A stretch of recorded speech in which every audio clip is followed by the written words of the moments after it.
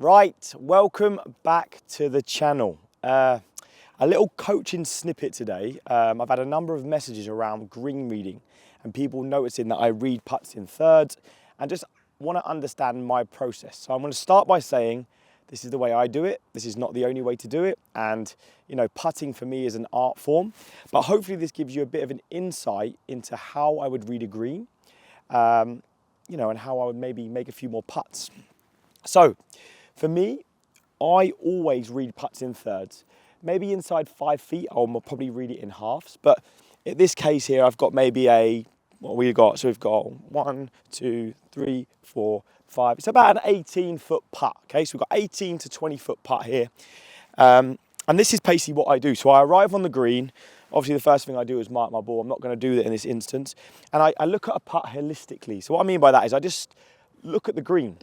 And I've noticed straight away that this side of the green is higher than that side of the green. And I ask myself, which you might have heard in one of my videos, which way will water run? So clearly, if I tip a jug of water there, it's going to run this way. So that's telling me that this is a left to right putt. Very, very basic. The next thing I'll do is I'll walk to the final third of the putt, okay? Now, the reason I walk to the final third of the putt is because that's when the ball is slowing down, so it's going to curve the most, if there is curve on a putt. And I've deliberately picked the curving putt here, right? So what I would imagine, now I can't do this, but when I practice sometimes, like I'm out here now and there's nobody here, I will stand over another ball and I will try to test my perception of slope. So I'll look at this and think, right, this to me feels like just outside left. Now I won't aim it, I'll then just roll that just outside left, and that was a good read. I'll then step back to the next third of a putt. I'll drop a ball down. Now, I can't do this, obviously, when I'm playing, but when I'm practicing, I often do actually do this. Drop a ball down, stand over it. I won't aim or anything. And now I'm reading kind of from the third where I was to here. So I've decided that it's probably a ball outside left in the final third. From here to me is probably similar, right? So I'm going to double that. So now I'm going to feel that this is probably maybe a cup to a cup and a little bit more. And we'll just roughly hit that putt down there. Okay, and that was a good putt. And then I'll move back to the final third. And again, I'll do the same thing. So now I'm reading just this first third, knowing that this will be when it's carrying the most pace and will bend the least. And then what I've picked is my high point. So I've added all them together. I'll stand behind it and I'll picture the ball entering the hole, that side of the hole, and almost imagine drawing a line back like the old computer games, the Tiger Woods PGA Tour game that I used to play when I grew up. I would imagine that line's drawing back and I would find the highest point of this putt. I then in my mind would pick a spot.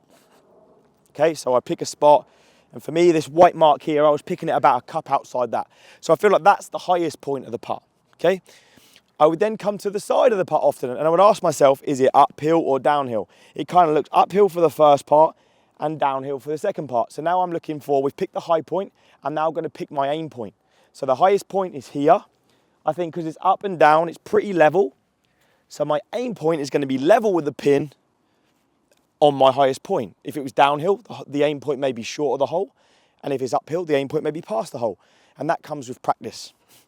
Okay, so now I would line my line up with my high point. And now for me, every putt is straight. So I've lined my line with the aim point. I'm basically going to hit a straight putt at the aim point. And all I'm focusing on from now, and you'll hear this in my videos, is pace. So I'm going to aim at my high point. I've hit a good putt. I've overhit it slightly. It's missed on the high side with good pace. That's probably going to go in. Okay, so that was a really long process. And probably people are thinking, God, how can I do that without thinking that I'm slow play? But when you get good at this, and I'm now going to change location, I'm going to show you how quickly it can be done. So we'll now go around to the other side of the hole. And we'll pick a putt, a random putt, from about here. Okay? So now I'm going to show you the process I would go through if I was just arriving on the green. So I'd walk on the green, mark my ball, clean my ball, maybe throw it to a caddy if I had one. If not, I'd clean it myself. I'd look at the green holistically. I might go down to do that. And I'm just getting a sense of what I see. That's maybe 5 seconds. I've walked in here. Final third. Feels like right edge. Second third. Ball outside right. Just outside cup. High point. aim my line. Feels slightly uphill at the end.